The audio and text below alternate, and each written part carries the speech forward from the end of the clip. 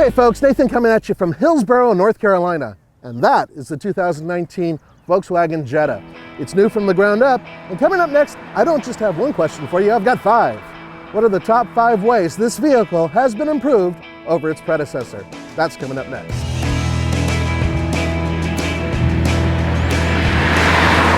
Number 5 on our list of improvements for the brand new Jetta is its platform. Volkswagen has finally slapped it on top of the MQB platform. Now, quick quiz for you guys, and I'll give you 5 seconds to answer it. What other vehicles from Volkswagen are based on that platform? Ready? Go.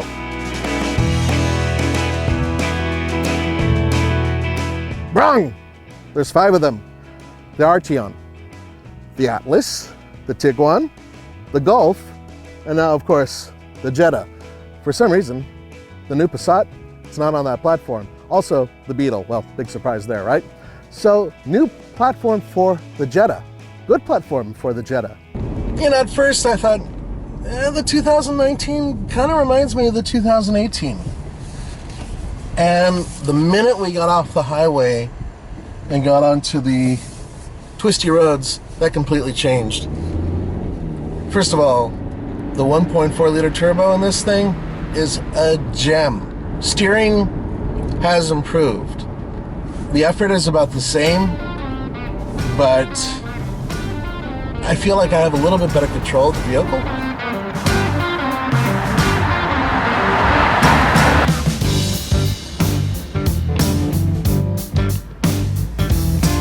Number 4 on our list has to do with pricing, and they managed to lower it.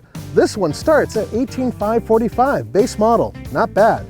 This particular one, the SEL, comes in around $24,400, and that's for a well-equipped model. They're able to do that because with the platform and the shared components, well, frankly, they're able to lower that price for you.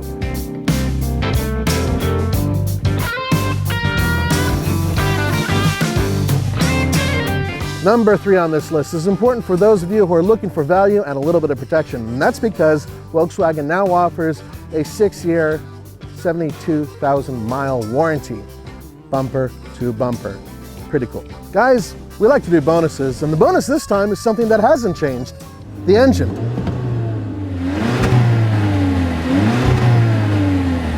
That's right, this is a 147 horsepower, 1.4 liter turbocharged engine that puts out 184 pound-feet of torque. It's a little gem. In fact, I think just like the 2 liter and the 1.8 liter turbos that they've built in the past, this little sucker deserves a little award.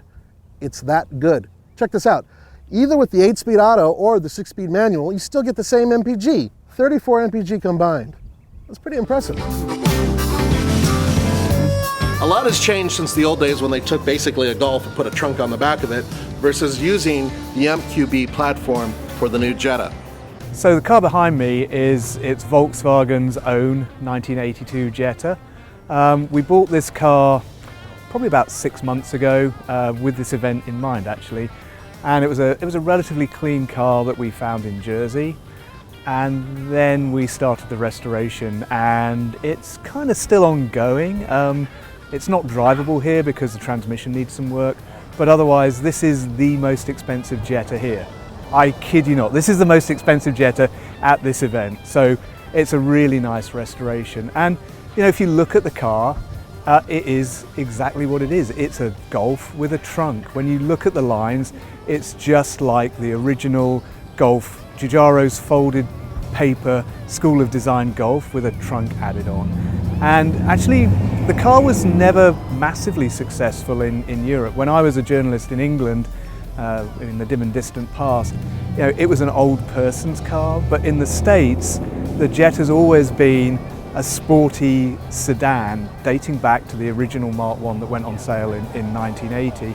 And to be honest, that's what we like to think of with the Mark VII. Again, it's a sporty sedan.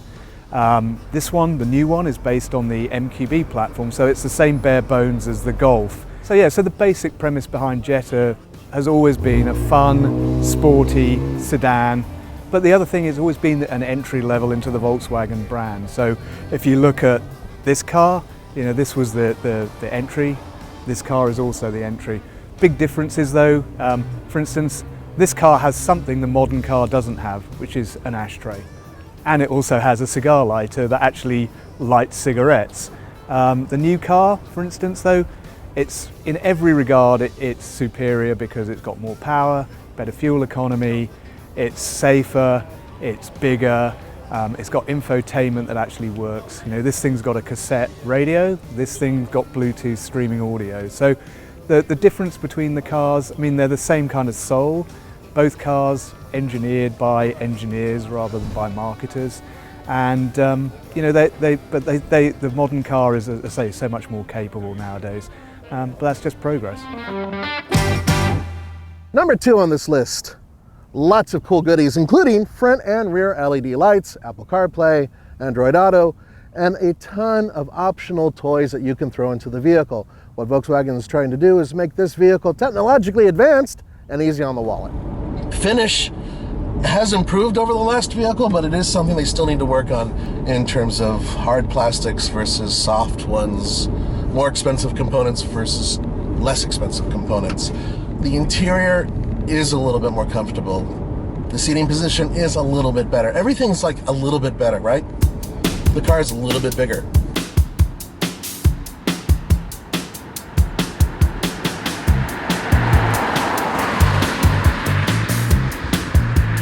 The reason we're giving you this top 5, and the reason why number 1 obviously is driving, is because Volkswagen has managed to take the game to another level.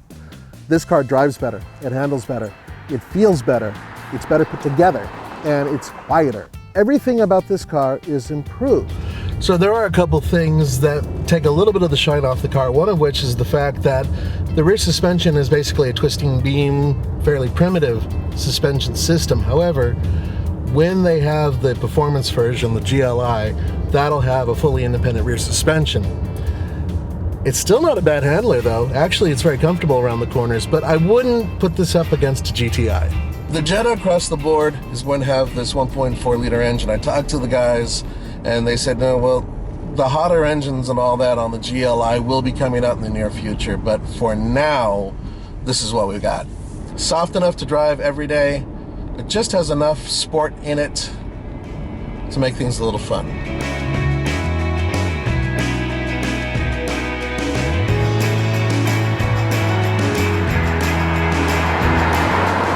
I have to give it to Volkswagen. It's not a question of them flying us out here just for 24 hours to kick us out and send us back home real quickly for me to butter them up and say, hey, it's a great car, but it is. In terms of its turbocharged engine, its economy, how quiet it is on the road, how it handles, its responsiveness, they've really hit it out of the park. And that means for companies like Honda, where their Civic, I think, directly competes with this car, look out, Volkswagen's hunting for you. Hey, thanks for joining me. For the Fastlane Car, this is Nathan. We'll see you next time.